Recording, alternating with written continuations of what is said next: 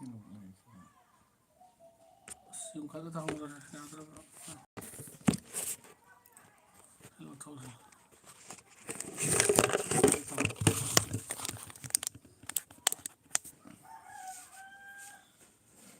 Hello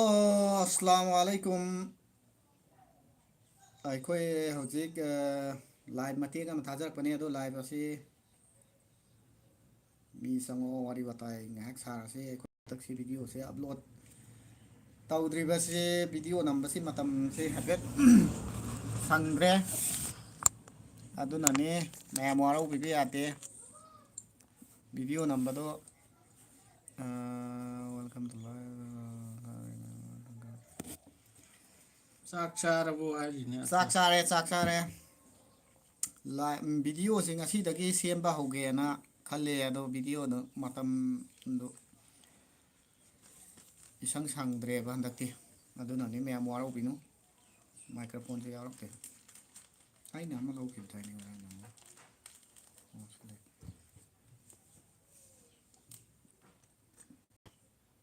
ꯀꯅꯥꯅꯣ ꯋꯥꯎ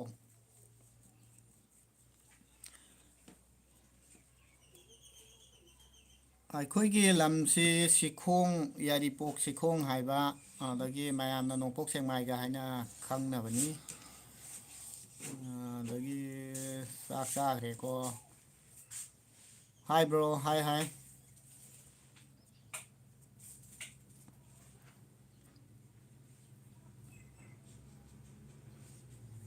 ꯚꯤꯗꯤꯑꯣꯁꯤ ꯉꯁꯤꯗꯒꯤ ꯅꯝꯕ ꯍꯧꯔꯒꯦ ꯅꯍꯥꯟ ꯃꯈꯩꯁꯤ ꯊꯕꯛ ꯌꯨꯝ ꯁꯥꯅꯩ ꯑꯩꯈꯣꯏꯒꯤ ꯄꯥꯔꯇꯤꯁꯤꯡꯁꯦ ꯑꯗꯨꯅ ꯌꯨꯝ ꯁꯥꯕꯗꯨꯗ ꯚꯤꯗꯤꯑꯣꯁꯤ ꯁꯦꯝꯕ ꯅꯪꯗꯕ ꯂꯣꯏꯅ ꯑꯩꯈꯣꯏ ꯌꯥꯎꯕ ꯄꯥꯔꯇꯤ ꯑꯩꯈꯣꯏ ꯃꯤ ꯃꯔꯤ ꯃꯉꯥꯗꯨꯒꯤ ꯂꯣꯏꯅ ꯌꯨꯝ ꯁꯥꯏ ꯑꯗꯨꯅ ꯑꯞꯂꯣꯗꯁꯦ ꯚꯤꯗꯤꯑꯣ ꯅꯝꯕꯗꯨ ꯁꯪꯗꯕ ꯑꯗꯨꯅ ꯉꯁꯤꯗꯒꯤꯗꯤ ꯅꯝꯃꯅꯤ ꯉꯁꯤ ꯚꯤꯗꯤꯑꯣ ꯅꯝꯃꯅꯤ ꯑꯗꯨꯒ ꯍꯌꯦꯡ ꯐꯥꯎ ꯆꯪꯉꯅꯤ ꯏꯗꯤꯠ ꯇꯧꯕꯗ ꯑꯗꯣ ꯍꯪꯆꯤꯠꯀꯨꯝꯕ ꯃꯁꯦꯝꯒꯨꯝꯕ ꯁꯨꯃꯥꯏꯅ ꯑꯞꯂꯣꯗ ꯇꯧꯔꯛꯀꯦ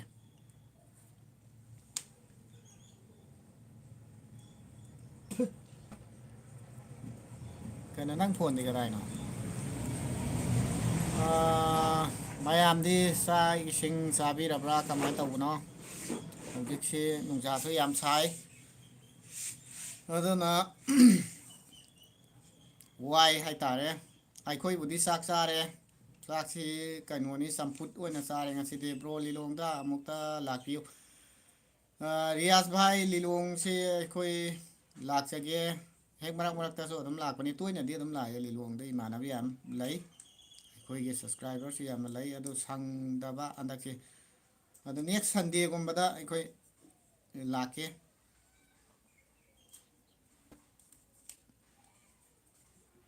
ꯑꯇꯩꯗꯤ ꯖꯍꯤꯔꯅ ꯀꯃꯦꯟ ꯄꯥꯕꯤꯌꯨ ꯍꯥꯏꯔꯤꯅꯤ ꯖꯍꯤꯔꯒꯤ ꯀꯃꯦꯟꯁꯤ ꯀꯥꯟꯊꯣꯛꯑꯝꯃ ꯃꯥꯅꯦ ꯑꯗꯨ ꯑꯣꯖꯥꯅ ꯄꯥꯕꯤꯔꯛꯑꯣ ꯆꯥꯛ ꯆꯥꯔꯕꯣ ꯍꯥꯏꯁꯤꯅꯤ ꯑꯗꯨꯃꯥꯏꯅ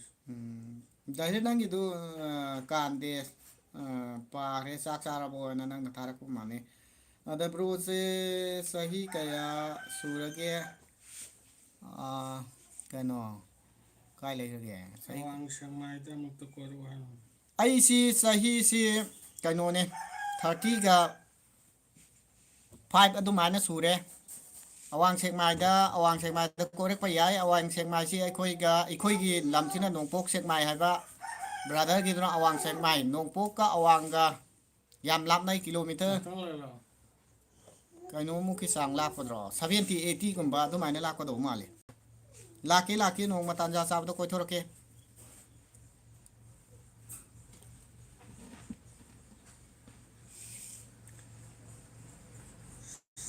ꯁꯂꯤꯝ ꯁꯤꯡꯒꯥꯅ ꯕ꯭ꯔꯗꯔꯁꯤꯡ ꯀꯩ ꯂꯝꯗꯩꯅꯣ ꯍꯥꯏꯔꯤꯅꯤ ꯑꯩꯈꯣꯏꯁꯤ ꯁꯤꯈꯣꯡꯗꯩꯅꯦ ꯍꯥꯏꯕ꯭ꯔꯣ ꯀꯝꯗꯧꯔꯤꯒꯦ ꯌꯥꯝ ꯅꯨꯡꯉꯥꯏꯖꯔꯤ ꯇꯦꯁꯝ ꯋꯥꯐꯥꯠ ꯍꯥꯏꯕ ꯋꯥꯐꯥꯅ ꯍꯥꯏꯌꯦ ꯀꯩꯅꯣꯅꯤ ꯍꯟꯗꯛ ꯑꯩꯈꯣꯏ ꯅꯝꯒꯗꯧꯔꯤꯕ ꯚꯤꯗꯤꯑꯣꯁꯤꯗꯤ ꯀꯔꯤ ꯍꯥꯏꯇꯥꯔꯦ ꯍꯧꯖꯤꯛ ꯃꯇꯝꯁꯤꯒꯤ ꯍꯤꯗꯥꯛ ꯂꯥꯡꯊꯛ ꯊꯛꯑꯒ ꯑꯉꯥꯡ ꯅꯨꯕꯤꯗ ꯍꯥꯏꯗꯤ ꯅꯨꯄꯤ ꯑꯉꯥꯡꯗ ꯑꯣꯠꯅꯩꯕꯒꯤ ꯁꯤꯒꯤ ꯃꯔꯝꯗ ꯑꯃ ꯅꯝꯃꯛꯀꯗꯣꯏꯅꯤ ꯕ꯭ꯔꯣ ꯑꯅꯤꯕꯨ ꯅꯨꯡꯉꯥꯏꯔꯤꯕꯣ ꯌꯥꯝ ꯅꯨꯡꯉꯥꯏꯖꯔꯤ ꯑꯦꯝꯗꯤ ꯏꯝꯗꯥꯗ ꯍꯨꯏꯁꯦꯟ ꯑꯩꯒꯤ ꯀꯣꯃꯦꯟ ꯀꯥꯟꯊꯣꯛꯈ꯭ꯔꯕ ꯃꯥꯜꯂꯦ ꯀꯅꯥꯒꯤꯅꯣ ꯑꯔꯤꯐꯀꯤ ꯕ꯭ꯔꯣ ꯗꯨꯀꯥꯟꯗꯔꯣ ꯃꯥꯅꯤ ꯗꯨꯀꯥꯟꯗꯅꯦ ꯑꯔꯤꯐ ꯕ꯭ꯔꯣꯒꯤ ꯁꯞꯄꯣꯔꯠ ꯇꯧꯕꯤꯌꯨ ꯃꯌꯥꯝ ꯊꯦꯡꯛ ꯌꯨ ꯃꯌꯥꯝ ꯁꯞꯄꯣꯔꯠ ꯇꯧꯕꯤꯁꯤ ꯑꯗꯩ ꯕ꯭ꯔꯣ ꯍꯣꯏ ꯇꯤꯝꯁꯦ ꯀꯩ ꯍꯣꯠꯅꯔꯤꯒꯦ ꯅꯨꯄꯤ ꯂꯣꯏ ꯊꯤꯔꯕꯣ ꯑꯩꯈꯣꯏ ꯂꯣꯏꯅ ꯅꯨꯄꯤ ꯊꯤꯔꯦ ꯑꯉꯥꯡ ꯑꯃꯃꯝ ꯂꯩꯔꯦ ꯑꯗꯒꯤ ꯀꯔꯤꯝ ꯍꯣꯠꯅꯗ꯭ꯔꯦ ꯀꯔꯤꯝ ꯍꯣꯠꯅꯗ꯭ꯔꯦ ꯍꯥꯏꯅ ꯍꯥꯏꯕꯗꯤ ꯌꯥꯗ꯭ꯔꯦ ꯂꯧꯁꯤꯡ ꯈꯔ ꯎꯔꯦ ꯑꯗ ꯊꯕꯛ ꯏꯟꯈꯥꯡ ꯇꯧꯕ ꯈꯔ ꯑꯃ ꯌꯥꯎꯔꯦ ꯑꯩꯈꯣꯏ ꯇꯤꯝꯗ ꯃꯔꯨ ꯑꯣꯏꯅ ꯊꯕꯛ ꯏꯟꯈꯥꯡ ꯇꯧꯗ꯭ꯔꯤꯁꯦ ꯑꯩ ꯈꯛꯇ ꯉꯥꯏꯔꯦ ꯃꯌꯥꯡꯁꯨ ꯊꯕꯛ ꯇꯧꯔꯦ ꯔꯤꯌꯥꯁꯁꯨ ꯇꯧꯔꯦ ꯔꯨꯀꯨꯃꯥꯟꯁꯨ ꯇꯧꯔꯦ ꯑꯩꯈꯣꯏ ꯃꯔꯤꯅꯦ ꯃꯔꯤꯒꯤ ꯃꯅꯨꯡꯗ ꯑꯩꯅ ꯇꯧꯗ꯭ꯔꯦ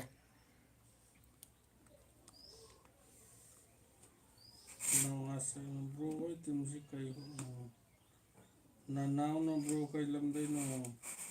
ꯀꯩ ꯂꯝꯗꯩꯅꯣ ꯍꯥꯏꯅꯣ ꯀꯩ ꯂꯝꯗꯩꯅꯣ ꯍꯥꯏꯕ ꯅꯅꯥꯎꯗ ꯑꯩꯈꯣꯏ ꯁꯤꯈꯣꯡꯗꯒꯤꯅꯤ ꯌꯥꯏꯔꯤꯄꯣꯛ ꯁꯤꯈꯣꯡ ꯍꯥꯏꯅ ꯍꯥꯏꯅꯕ ꯃꯐꯝꯗꯨꯗꯒꯤ ꯕꯦꯠ ꯕꯣꯏ ꯕ꯭ꯔో ꯑꯅꯤ ꯈꯛꯇꯪ ꯂꯣ ꯂꯩꯔꯤꯗꯣ ꯕ꯭ꯔꯣ ꯍꯥꯏꯔꯤ ꯃꯥꯅꯦ ꯑꯩꯈꯣꯏ ꯑꯅꯤ ꯅꯦ ꯃꯣꯏ ꯑꯅꯤ ꯑꯃ ꯋꯥꯠꯂꯤ ꯑꯅꯤꯗꯨ ꯆꯥꯛ ꯆꯥꯔꯤꯌꯦ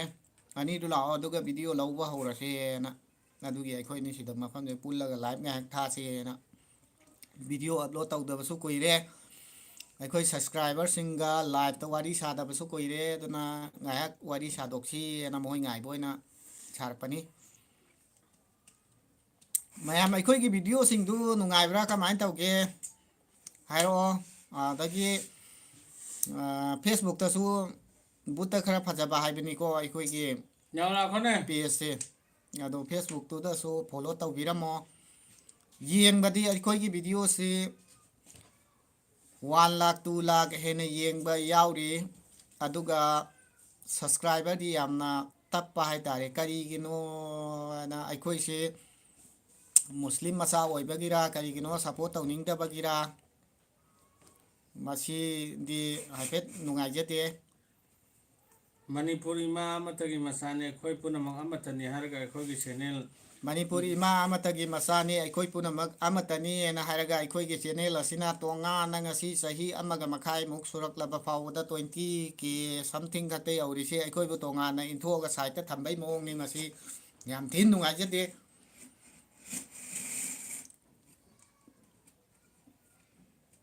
ꯑꯗꯨꯕꯨ ꯑꯩꯈꯣꯏ ꯍꯟꯕ ꯂꯩꯇꯅ ꯈꯨꯠꯁꯨ ꯊꯥꯡꯂꯦꯟ ꯄꯥꯏꯔꯒ ꯅꯥꯔꯛ ꯃꯣꯡꯁꯣꯡ ꯖꯪꯒꯜ ꯀꯩ ꯍꯥꯏꯗꯣꯛꯑꯒ ꯑꯗꯨꯝ ꯂꯥꯛꯆꯕꯅꯤ bro full ꯁꯞꯄꯣꯔꯠꯅꯤ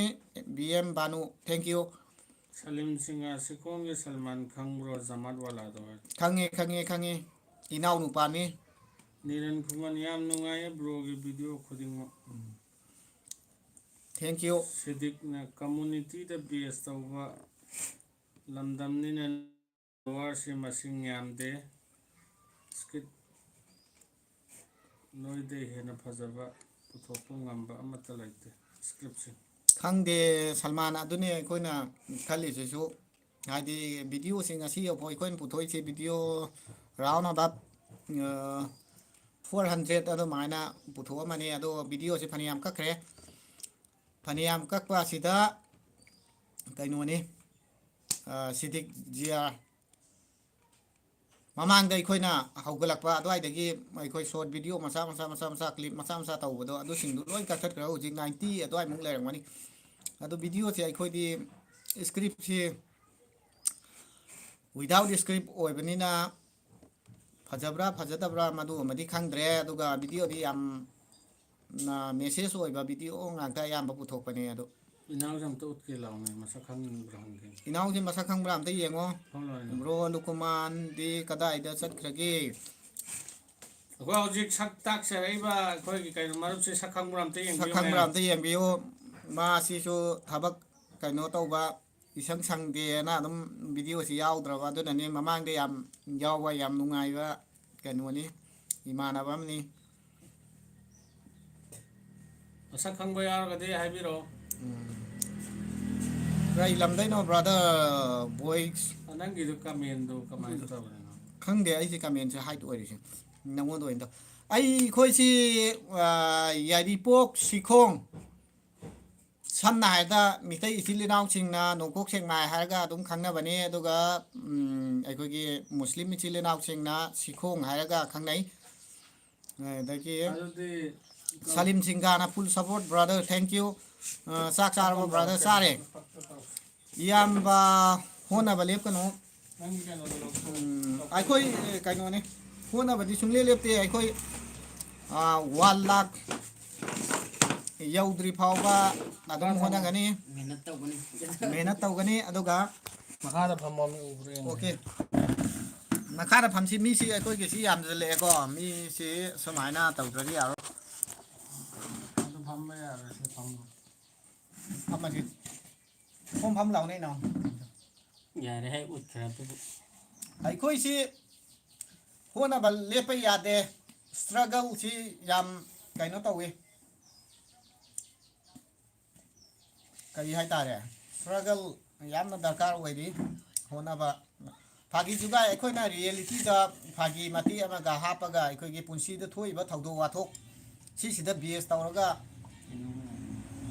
uthokpa video sing sidi mayamna pamna di yenge aduga subscribe ti pamna tawram da bai tare adagi kai hai ga tam khang de da hai tham khang de da bro hoi gi video je yamna di nungai aduga amana matek karino yeng aingonda comment si hide tawe ga hide full support ꯉꯥꯟꯕ ꯆꯥꯛ ꯆꯥꯔꯕꯣ ꯍꯥꯏꯔꯦ ngan ba sare ꯁꯥꯂꯤꯝꯒꯥꯟ ꯏꯌꯥꯝꯕ ꯍꯣꯠꯅꯕ ꯂꯦꯞꯄ ꯌꯥꯗꯦ ꯑꯜꯂꯥꯍꯒꯤ ꯊꯧꯖꯥꯜꯗ ꯃꯤꯌꯥꯝꯅ ꯌꯧꯅꯔꯤꯕ 1 lakh ꯍꯥꯏꯗꯣ ꯁꯣꯏꯗꯅ ꯌꯧꯔꯛꯀꯅꯤ adune aikoi gi target so adu yauna ba na haibane adu 1 lakh after 1 lakh ta su adu kan da di di video si yam improve oina ꯑꯩꯈꯣꯏꯅ 1 lakh ꯌꯧꯕ ꯀꯥꯟꯗꯗꯤ ꯌꯨꯇꯨꯕꯁꯤ ꯊꯤꯡꯈꯤꯕ ꯌꯥꯏ thingkhibe yana lai ado khangde adu Niran ꯈꯨꯕꯅ bro subscriber ꯌꯥꯝꯗꯕꯒꯤ ꯀꯔꯤꯝ ꯋꯥꯕꯤꯔꯨꯅꯨ video ꯊꯥꯒꯠꯄ ꯂꯦꯞꯄꯤꯒꯅꯨ ꯃꯇꯝ ꯑꯃꯗ ꯕ꯭ꯔꯣ ꯍꯣꯏꯅ ꯅꯩꯔꯛꯀꯅꯤ ꯑꯩꯒꯤ ꯊꯥꯖꯕ ꯂꯩ aikhoina kai gumba pakhang aikoi gi matamduda youtube si thokti thoe bako matamduda aikoi gi 2G gumba lakpa matam adwai dagi ne ado aikoi si ka hena masigi knowledge si laita bai tare smartphone si tholakpadagi ta khangmane ba matamdudagi aikhoina smartphone pai si ai samna har kan da sahi ani khata ngai ri sahi ani sida first aina yengba kan da de masidi lai lai na tawbe ya ba thabuk nei ga na haraga aikhoina dum tawgibni hana mangjau na na ina smartphone pai ga khangam bata raga de manipur se pura thang do ga nairam ba su ya aikoi party na aikoi khara thengman gre ba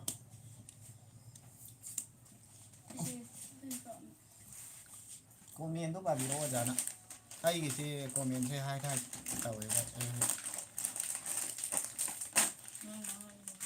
Mutta lei sen tadre di. mutta lai ke ta tre Okay. Like your video ki bilang.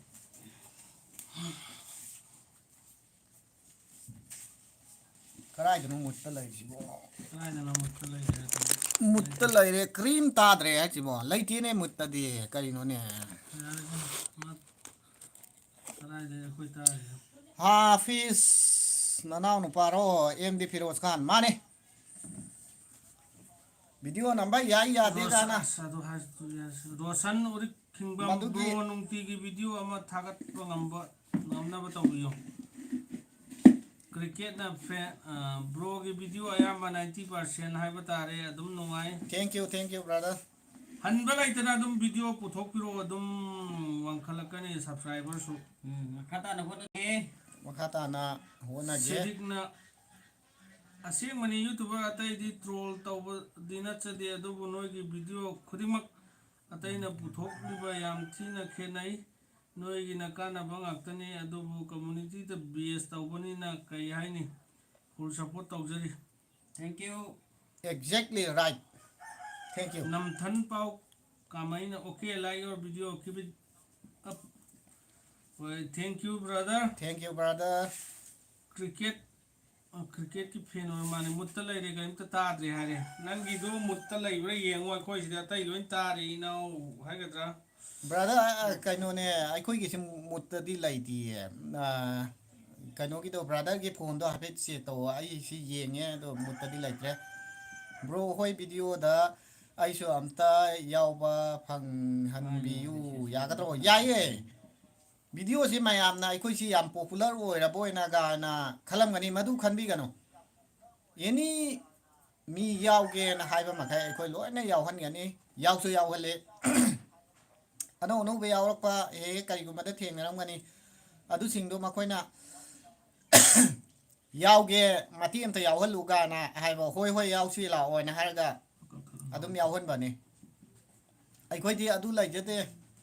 mana yau ba yai mana yau ba ya te khote na adu gi athing ba tham de loina any every person participate tawba ya gani ai khoi na role ai khoi na sa ga da ba acting kai kai loina hai gani aduda khaktang phajana tawbiyo adum yadraga su ai khoi na tai duda adum hanjan hanjan adum ta ga adum ya gani khoi yam hai na hai ba gi diwana ta ba adi mayam na yeng bada nungai ba ya ba gi mong da adum ai khoi acting si khitang hai rasu hai trasu adu setuk semjin tawraga adum yawhan jage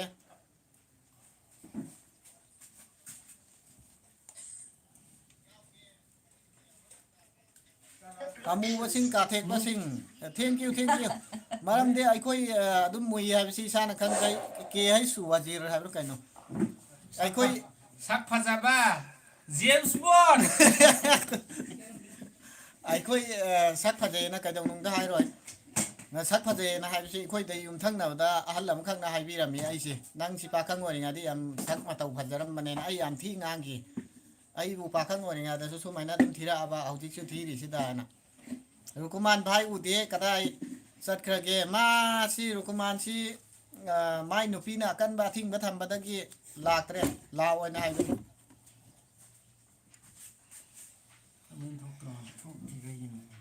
sida paus yam ba gi sa ro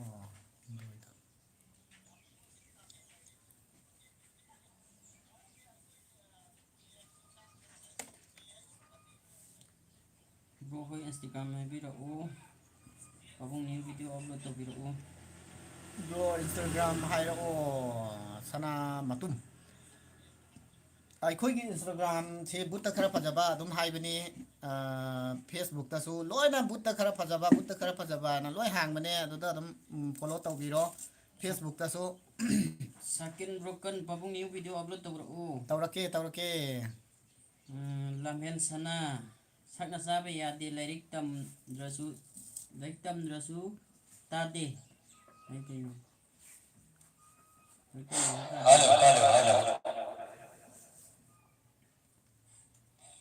makal matel manipur mix nangi nupi tu masak phajabani ko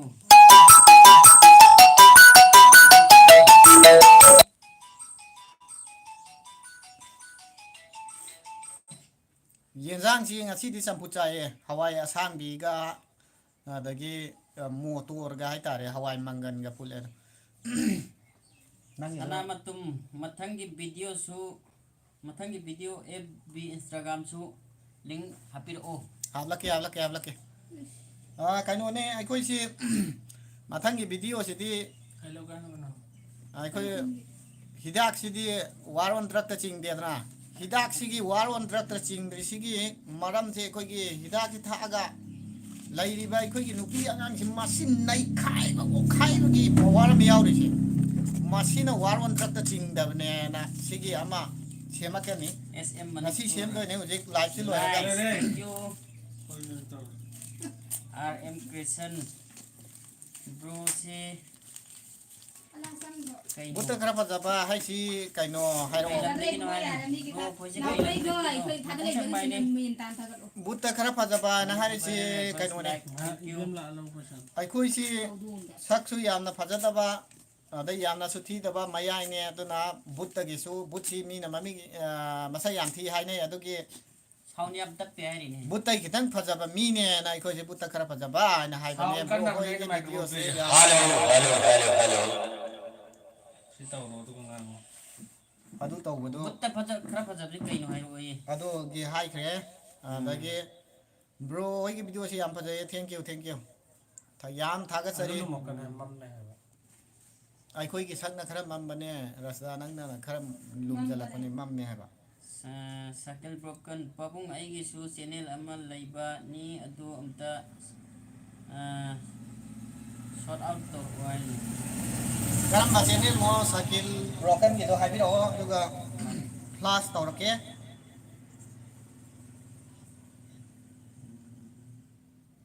ꯁꯥꯎꯟꯗꯤ okay ꯑꯣꯏ ꯁꯤ ꯄꯥꯎꯁꯦ ꯌꯥꯗ꯭ꯔꯤ ꯅꯪꯅ ꯄꯥꯔꯛꯑꯣ ꯑꯩ ꯑꯩ ꯁꯤꯗ ꯄꯥꯕꯅꯦ ꯄꯥꯕꯗ ꯗꯨꯀꯥꯟ ꯑꯩꯒꯤ ꯀꯣꯃꯦꯟꯁꯤ ꯍꯦꯛ ꯃꯥꯡꯉꯦꯕꯀꯣ ꯗꯨꯀꯥꯟ ꯐꯝꯃꯤꯔꯣ ꯕ꯭ꯔꯥꯗꯔ ꯗꯨꯀꯥꯟ ꯐꯝꯕ ꯅꯠꯇꯦ ꯍꯜꯂꯣ ꯁꯤꯒꯤ ꯗꯨꯀꯥꯟꯁꯤꯅ ꯀꯩꯅꯣꯅꯤ ꯌꯨꯝꯗ ꯗꯨꯀꯥꯟ ꯅꯨꯄꯤ ꯂꯩꯕ ꯏꯆꯥꯁꯦ ꯑꯉꯥꯡꯁꯤꯡꯒꯤꯅꯤ ꯑꯩꯈꯣꯏꯅ ꯂꯧ ꯈꯔ ꯁꯨꯕ ꯆꯤꯡ ꯈꯔ ꯆꯠꯄ ꯂꯧꯈꯣꯡ ꯈꯔ ꯈꯣꯡꯕꯥꯟ ꯈꯔ ꯉꯥꯄ꯭ꯔꯨꯝ ꯈꯔ ꯇꯥꯜꯂꯒ ꯑꯗꯨꯝ ꯂꯩꯖꯕ ꯃꯤꯅꯤ ꯑꯩꯈꯣꯏꯁꯤ ꯕ꯭ꯔꯥꯗꯔ ꯂꯥꯏꯔꯤꯛ ꯇꯝꯃꯣ ꯍꯥꯏꯅ ꯏꯃꯥ ꯏꯄꯥꯅ ꯍꯥꯏꯕꯗꯗꯤ ꯇꯝꯍꯧꯗ꯭ꯔꯦ ꯅꯥꯎꯔꯤ ꯀꯥꯞꯄꯤꯃꯦꯅ ꯄꯤꯕꯦꯠ ꯃꯆꯥ ꯐꯥꯕ ꯆꯠꯂꯤꯉꯩ ꯎꯔꯤꯠ ꯐꯥꯕ ꯁꯦꯟꯗ꯭ꯔꯥꯡ ꯐꯥꯕ ꯆꯠꯂꯤꯉꯩꯗ ꯂꯥꯏꯔꯤꯛ ꯇꯝꯍꯧꯗꯕ ꯑꯗꯨꯅ ꯍꯧꯖꯤꯛ ꯀꯌꯥ ꯊꯤꯅ ꯋꯥꯔꯦ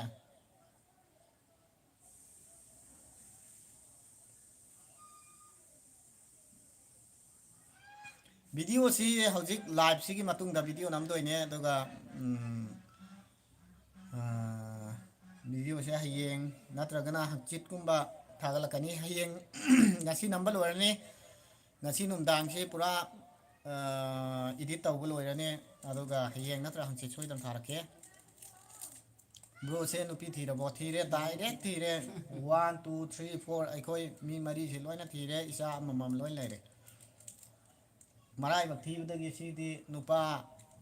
ꯄꯣꯛꯀꯗ꯭ꯔꯥ ꯍꯥꯏꯅ ꯍꯔꯥꯎꯖꯔꯝꯃꯦ ꯑꯗꯨꯒ ꯅꯨꯄꯤ ꯑꯣꯏꯔꯦ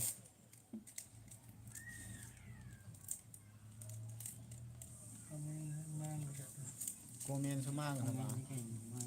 ꯑꯩꯗꯁꯨ ꯌꯥꯎꯗꯦ ꯃꯌꯥꯝ ꯑꯩꯈꯣꯏꯒ ꯂꯥꯏꯚꯇ ꯋꯥꯔꯤ ꯁꯥꯕꯁꯤ ꯌꯥꯝ ꯅꯨꯡꯉꯥꯏ ꯑꯗꯨꯅ ꯀꯅꯥꯒꯤ ꯗꯨꯀꯥꯟꯅꯣ ꯁꯤ 1 ꯂꯥꯈ ꯁꯕꯁꯀ꯭ꯔꯥꯏꯕꯔ ꯉꯥꯏꯕꯁꯤ ꯀꯔꯤꯒꯤꯅꯣ 1 ꯂꯥꯈ ꯁꯕꯁꯀ꯭ꯔꯥꯏꯕꯔ ꯉꯥꯏꯗꯧꯔꯤꯁꯤ ꯀꯔꯤꯒꯤꯅꯣꯕ ꯃꯁꯤꯒꯤ ꯃꯔꯝꯁꯤ ꯑꯩꯈꯣꯏ ꯃꯁꯥꯅ ꯑꯗꯨꯝ ꯌꯧꯖꯔꯛꯆꯅꯤ ꯉꯥꯏꯔꯣꯏ ꯑꯩꯈꯣꯏ ꯚꯤꯗꯤꯑꯣ ꯅꯝꯕꯗꯤ 1 ꯂꯦꯞꯄꯣꯏ ꯂꯥꯈ ꯁꯕꯁꯀ꯭ꯔꯥꯏꯕꯔ ꯉꯥꯏꯗꯣꯏꯁꯤ ꯀꯔꯤꯒꯤꯅꯣ ꯍꯥꯏꯗ꯭ꯔꯣ ꯎꯝ 1 ꯂꯥꯈ ꯁꯕꯁꯀ꯭ꯔꯥꯏꯕꯔ ꯉꯥꯏꯗꯣꯏꯁꯤ ꯃꯁꯤ ꯁꯦꯡꯅ ꯍꯥꯏꯔꯀꯥꯟꯗ ꯌꯨꯇꯨꯕ ꯇꯧꯖꯔꯤꯕ ꯌꯨꯇꯨꯕꯔꯁꯤꯡꯒꯤ ꯁꯛꯁꯦꯁ ꯃꯆꯥ ꯃꯪꯂꯥꯟ ꯑꯃ ꯑꯃꯃꯝꯅꯤ ꯑꯗꯨ ꯊꯣꯏꯗꯣꯛꯅ ꯃꯁꯤ ꯁꯨꯝ ꯌꯧꯗꯕ ꯌꯥꯗꯦ ꯍꯥꯏꯕ ꯋꯥꯈꯟꯕꯨꯗꯤ ꯂꯩꯖꯗꯦ ꯑꯗꯨꯕꯨ ꯑꯩꯈꯣꯏꯒꯤ ꯚꯤꯗꯤꯑꯣ ꯃꯌꯥꯝꯁꯤ ꯄꯥꯛ ꯁꯟꯅ ꯃꯅꯤꯄꯨꯔꯤꯒꯤ ꯄ꯭ꯔꯖꯥꯁꯤꯡꯗ ꯈꯪꯍꯟꯅꯤꯡꯕꯒꯤ ꯋꯥꯅꯤ ꯍꯧꯖꯤꯛꯇꯤ 20K ꯁꯕꯁꯀ꯭ꯔꯥꯏꯕꯔ ꯁꯕꯁꯀ꯭ꯔꯥꯏꯕꯔꯁ ꯍꯥꯏꯔꯤꯁꯤ ꯀꯩꯅꯣ ꯍꯥꯏꯔꯀꯥꯟꯗ ꯃꯤꯑꯣꯏ ꯈꯔ ꯈꯛꯇꯅꯤ ꯈꯪꯉꯤꯁꯦ ꯑꯌꯥꯝꯕꯅ ꯑꯗꯨ ꯄꯥꯛ ꯁꯟꯅ ꯚꯤꯗꯤꯑꯣ ꯑꯩꯈꯣꯏꯅ ꯄꯤꯔꯤꯕ ꯅꯣꯂꯦꯖ ꯑꯗꯨ ꯃꯤꯌꯥꯝꯅ ꯄꯤꯔꯛꯄ ꯀꯃꯦꯟ ꯃꯤꯌꯥꯝꯅ ꯄꯤꯔꯛꯄ ꯁꯖꯦꯁꯟꯗꯨ ꯂꯧꯁꯤꯜꯂꯀꯥꯟꯗ ꯍꯦꯟꯅ ꯐꯖꯕ ꯃꯈꯥ ꯇꯥꯕ ꯚꯤꯗꯤꯑꯣ ꯐꯖꯕ ꯅꯝꯕꯒꯤ ꯈꯨꯗꯣꯡꯆꯥꯕꯗꯨ ꯐꯪꯅꯅꯕ ꯍꯥꯏꯗꯤ ꯄꯥꯛ ꯁꯟꯅ ꯃꯤꯌꯥꯝꯒ ꯀꯔꯤ ꯍꯥꯏꯅꯤ ꯔꯤꯂꯦꯁꯟ ꯑꯃ ꯊꯝꯅꯕ ꯍꯥꯏꯇꯥꯔꯦ ꯑꯗꯨꯃꯥꯏꯅ ꯈꯟꯕꯅꯤ ꯑꯗꯨ ꯑꯦꯅꯤꯋꯦ ꯃꯈꯥ ꯀꯃꯦꯟ ꯄꯥꯖꯒꯦ ꯔꯣꯁꯅꯤ ꯀꯥꯔꯅ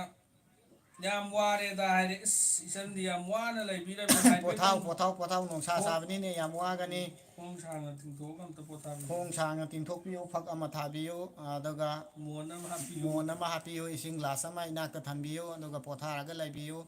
ꯃꯁꯤꯗ ꯇꯉꯥꯏ ꯐꯗ꯭ꯔꯒꯗꯤ ꯑꯗꯣꯝꯅ ꯀꯨꯏꯅ ꯏꯔꯨꯖꯗꯕꯗꯨ ꯑꯃꯨꯛꯇꯪ ꯂꯨꯊꯣꯛꯄꯤꯌꯨ ꯇꯉꯥꯏ ꯐꯗꯅ ꯃꯁꯤꯗꯁꯨ ꯆꯣꯛꯊꯕꯁꯤ ꯍꯟꯗ꯭ꯔꯦ ꯅꯠꯇ꯭ꯔꯒꯅ ꯋꯥꯔꯦꯅ ꯈꯜꯂꯗꯤ ꯑꯗꯣꯝꯅ ꯊꯥ ꯑꯃꯒꯤ ꯃꯃꯥꯡꯗꯒꯤ ꯏꯔꯨꯔꯛꯇ꯭ꯔꯤꯕꯗꯨ ꯃꯗꯨ ꯌꯥꯔꯒꯗꯤ ꯑꯃꯨꯛꯇꯪ ꯏꯁꯤꯡ ꯑꯏꯪꯕꯒ ꯐꯖꯅ ꯁꯦꯡꯅ ꯂꯨꯊꯣꯛꯄꯤꯌꯨ ꯍꯛꯆꯥꯡ ꯇꯦꯛꯈꯠꯄꯅꯤ ꯅꯤꯔꯃꯥ ꯁꯥꯄꯣꯟ ꯁꯤꯖꯤꯟꯅꯕꯤꯌꯨ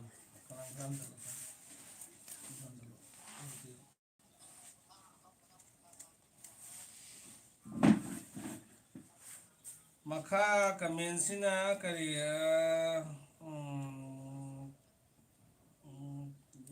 ꯋꯥꯍꯤꯖꯨꯗꯤꯟ ꯏꯟꯇꯔꯇꯦꯅꯔ ꯄꯨꯛꯆꯥꯎ ꯑꯩ ꯖꯦꯝꯁ ꯕꯣꯟ ꯅꯠꯇꯦ ꯍꯥꯏꯔꯤ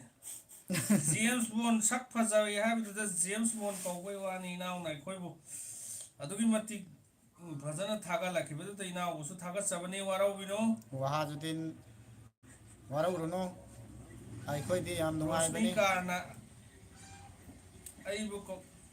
ꯀꯧꯕꯤꯔꯝꯗꯕ ꯍꯥꯏꯔꯤꯅꯦ Nahan ꯈꯣꯡꯉꯝꯕꯅꯤ ꯅꯣꯏ ꯊꯣꯡꯒꯥꯟ ꯃꯌꯥꯗ ꯂꯦꯞꯄꯝꯕꯅꯤ ꯈꯣꯡꯉꯝꯕani ꯍꯨꯏꯁꯦꯟ nakoi na ꯇꯥꯍꯧꯗ꯭ꯔꯕ yambana ꯃꯥꯜꯂꯦ ꯅꯥꯞꯄꯗ ꯅꯪꯅ nati mayambana kano thang pairaga thora kan tawdubo kusin ko Hello guys! Manipuri mix ꯀꯂꯤꯁꯤ ꯏꯖꯧ ꯆꯥꯛ ꯆꯥꯔꯕꯣ ꯍꯥꯏꯔꯤ direct sare he tomba Mic to thin biadra. an yore mic tu ꯅꯥꯏꯛꯀ ꯀꯥꯏ ꯂꯩꯍꯧ yumda thanamme noi mayambu chak sarabro amta kaugani kaugani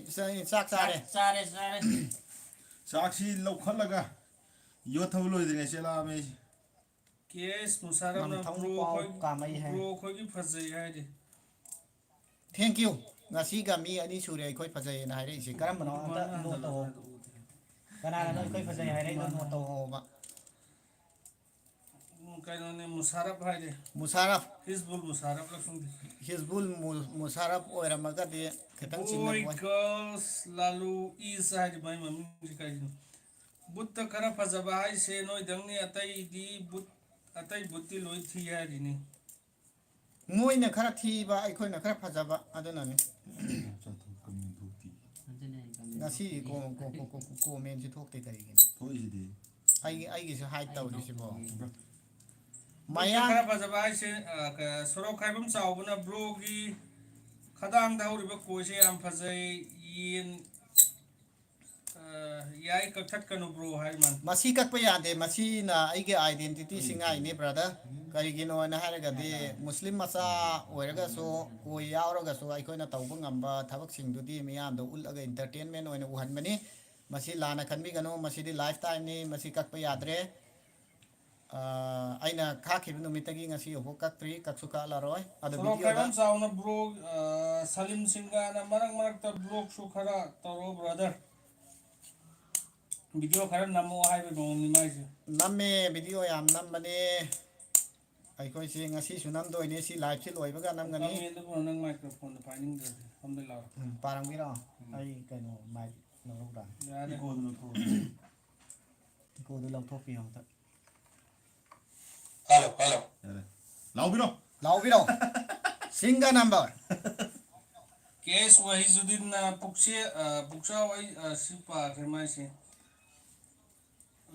Akil junior साराबो हाइरे sare brother सना मतुमना ब्रो की वीडियो येंबा नुंगाइरिसे कइगिनो अदोमना हराउना येंबैनि याम पामना नत्रा mane वहीजुद्दीन एंटरटेनर मासे अमुका हाइरिने पुक्सा वही जेम्स बॉन्ड नत्रगा दिनंग kanora ꯑꯗꯨ ꯑꯣꯏꯇꯥꯔꯒꯗꯤ ꯅꯪ ꯔꯣꯃꯤꯌꯣꯔꯥ ꯏꯁꯇ꯭ꯔꯤꯠ ꯔꯣꯃꯤꯌꯣꯒ ꯍꯥꯏꯕꯗꯣ street romeo bathroom singer ꯅꯝꯊꯪ ꯄꯥꯎ ꯀꯥꯃꯩꯅ ꯅꯣꯏ ꯃꯌꯥꯝꯕꯨ ꯆꯥꯛ ꯆꯔꯥ ꯑꯃ ꯀꯧꯒꯅꯤ thank you brother yai ꯕ꯭ꯔꯗꯔꯁꯦ ꯀꯩ ꯂꯝꯗꯩꯅꯣ ꯑꯝꯇ ꯍꯥꯏꯕꯤꯔꯝꯃꯣ ꯑꯩꯈꯣꯏ ꯅꯝꯊꯪ ꯄꯥꯎ kamai ꯀꯥꯃꯩ Chang ne hoy na di khoi di loi yare. Yasir ꯑꯕꯥꯁꯅ ꯕ꯭ꯔꯣ ꯆꯥꯛ ꯆꯥꯔꯕꯣ ꯆꯥꯛ ꯆꯥꯔꯦ ꯑꯗꯨ ꯉꯁꯤꯒꯤ ꯑꯣꯏꯅ ꯋꯥꯍꯪꯁꯤ ꯆꯥꯛ ꯆꯥꯔꯕꯣ ꯀꯩ ꯏꯟꯖꯥꯡ ꯆꯥꯒꯦ ꯍꯥꯏꯁꯤ ꯍꯪꯉꯔꯣꯏꯁꯤ ꯑꯇꯣꯞꯄ ꯋꯥꯍꯪ ꯑꯣꯏꯅ ꯇꯧꯔꯁꯤ ꯑꯗꯨ ꯃꯁꯤ ꯆꯥꯛ ꯆꯥꯕꯒꯤ ꯋꯥꯐꯝꯁꯤꯃ ꯊꯥꯗꯣꯛꯑꯁꯤ ꯅꯁꯥꯠ ꯑꯦꯝ ꯏꯗꯤꯠ ꯃꯌꯥꯡ ꯑꯃꯠꯇ ꯁꯥꯍꯟꯕꯤꯔꯛꯑꯣ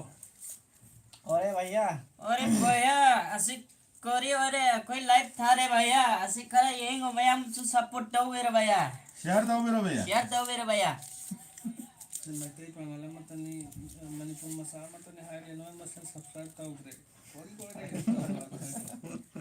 ase manipur macha amatani haire ase akoi gidi subscribe tawdre kori ore ꯅꯣꯏ ꯃꯁꯦꯜ ꯂꯤꯡꯖꯦꯜ ꯃꯥꯟꯅꯗ꯭ꯔꯦ ꯃꯌꯥꯡ noi masel lingjen manadre bhaiya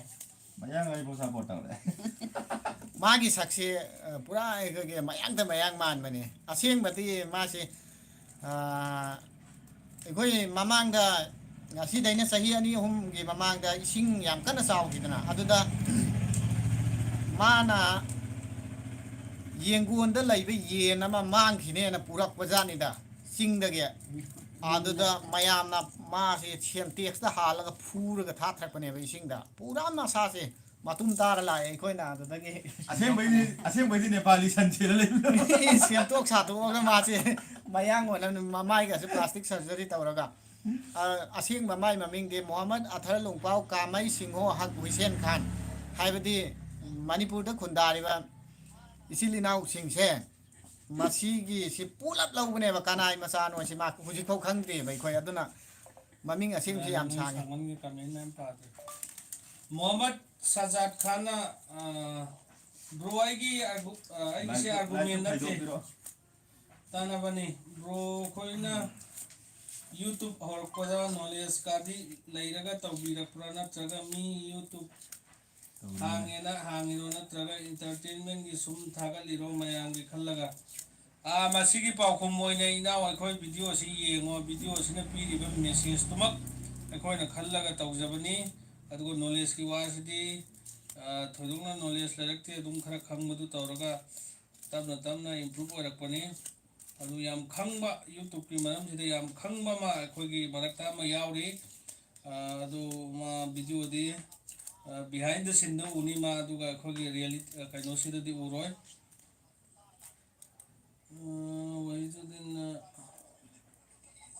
वाइजुद्दीन entertainment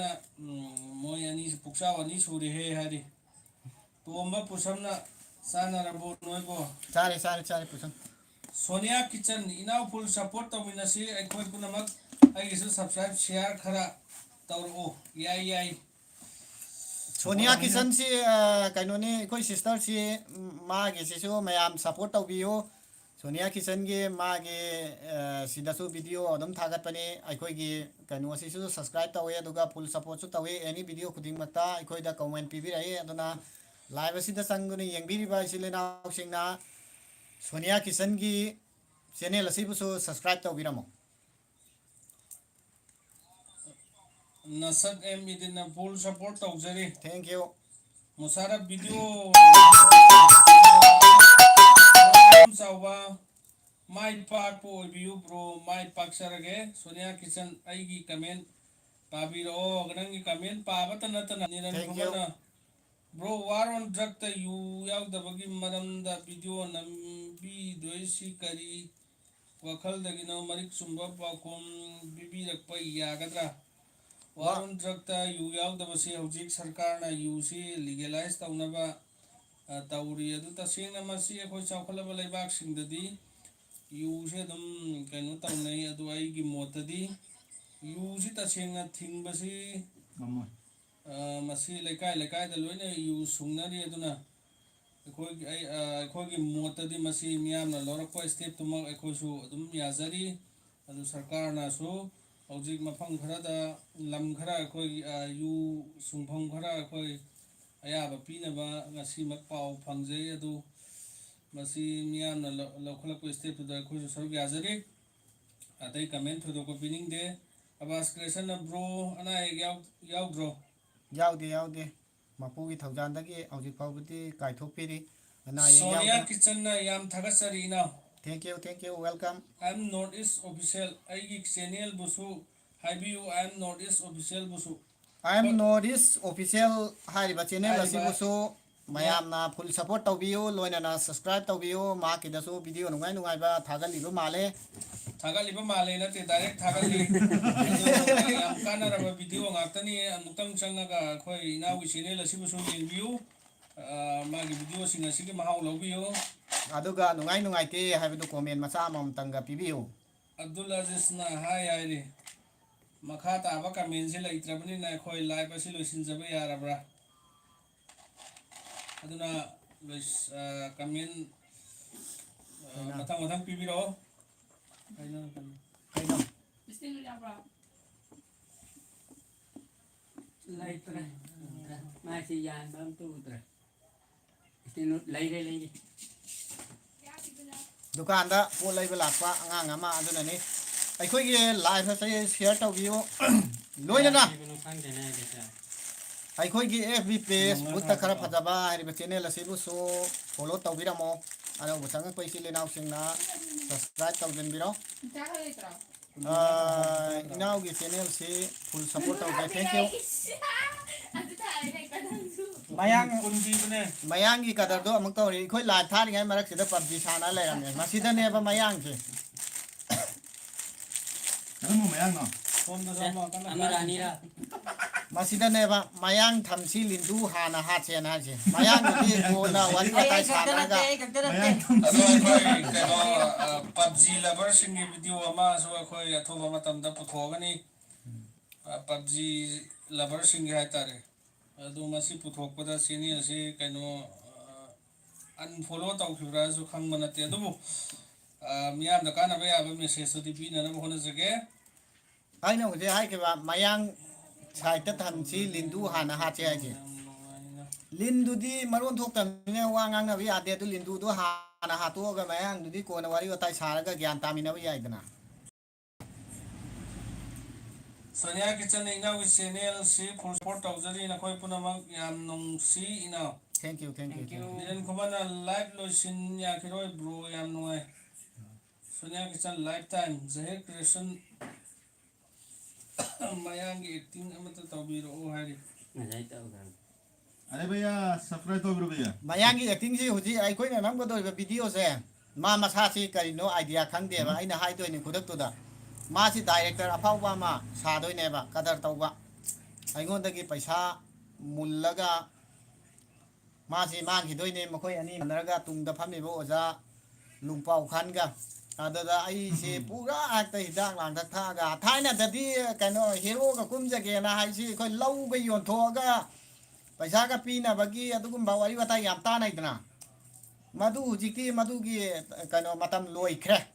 ꯃꯔꯝꯗꯤ ꯑꯩꯅ ꯑꯗꯨꯝ ꯆꯦꯅꯦꯜ ꯑꯃ ꯍꯥꯡꯉꯒ ꯏꯁꯥꯅ ꯏꯁꯥꯁꯤ ꯄꯨꯔꯥ ꯍꯦꯛꯇ ꯐ꯭ꯂꯥꯁ ꯇꯧꯕ ꯌꯥꯏ ꯑꯦꯅꯤ ꯍꯩꯖꯕ ꯀꯩꯅꯣ ꯑꯃ ꯑꯗꯨꯝ ꯀ꯭रिꯌꯦꯠ ꯇꯧꯔꯒ ꯑꯩꯈꯣꯏ ꯑꯗꯨꯝ ꯑꯞꯂꯣꯗ ꯇꯧꯕ ꯌꯥꯏ ꯏꯁꯥꯅ ꯏꯁꯥꯕꯨ ꯍꯦꯔꯣꯅꯦꯅ ꯈꯟꯖꯕ ꯌꯥꯕ ꯃꯇꯝꯗꯨꯅꯤ ꯇꯧꯕꯇꯕꯨ ꯑꯩ ꯏꯁꯥꯅ ꯏꯁꯥꯕꯨꯗꯤ ꯍꯦꯔꯣꯅꯦꯅ ꯈꯟꯗꯦ ꯃꯔꯝꯗꯤ ꯑꯩꯒꯤ ꯊꯤꯔꯤꯕ ꯁꯛꯁꯤꯅ ꯑꯩ ꯍꯦꯔꯣ ꯑꯣꯏꯕꯁꯤ ꯌꯥꯔꯔꯣꯏꯁꯦ ꯑꯩ ꯑꯗꯨꯝ ꯏꯁꯥꯅ ꯈꯪꯖꯩ ꯑꯗꯨꯕꯨ ꯃꯔꯛ ꯃꯔꯛꯇ ꯑꯃꯃꯛꯁꯨ ꯈꯜꯂꯛꯑꯦ ꯅꯦꯒ꯭ꯔꯣ ꯃꯆꯥꯅ ꯍꯦꯔꯣ ꯑꯣꯏꯕꯗꯤ ꯌꯥꯔꯒ ꯑꯩꯈꯣꯏꯅ ꯑꯣꯏꯕꯗꯤ ꯀꯔꯤꯒꯤ ꯌꯥꯔꯣꯏ ꯀꯥꯏꯅ ꯍꯦꯛ ꯆꯥꯎꯊꯣꯛꯆꯕ ꯑꯗꯨꯗꯅꯤ ꯑꯩꯈꯣꯏ ꯄꯥꯕꯨꯡꯅ ꯈꯨꯐꯨ ꯊꯤ ꯍꯥꯏꯁꯦ ꯑꯩ ꯃꯌꯥꯡꯒꯤ ꯑꯦꯛꯇꯤꯡ ꯑꯝꯇ ꯇꯧꯕꯤꯔꯛꯑꯣ ꯕ꯭ꯔꯣ ꯍꯥꯏꯔꯦ ꯃꯌꯥꯡꯁꯤ भैया की तीन तो चलो के दोने ꯑꯦꯛꯇꯤꯡ ꯑꯃ ꯇꯧꯀꯣ अंत तक समझो Ose baya akhoi ki su channel se subscribe yam nyal yam lo baya. Ase akhoi ke channel si mayam na share tawira baya. Sonia ꯀꯤꯆꯟꯅ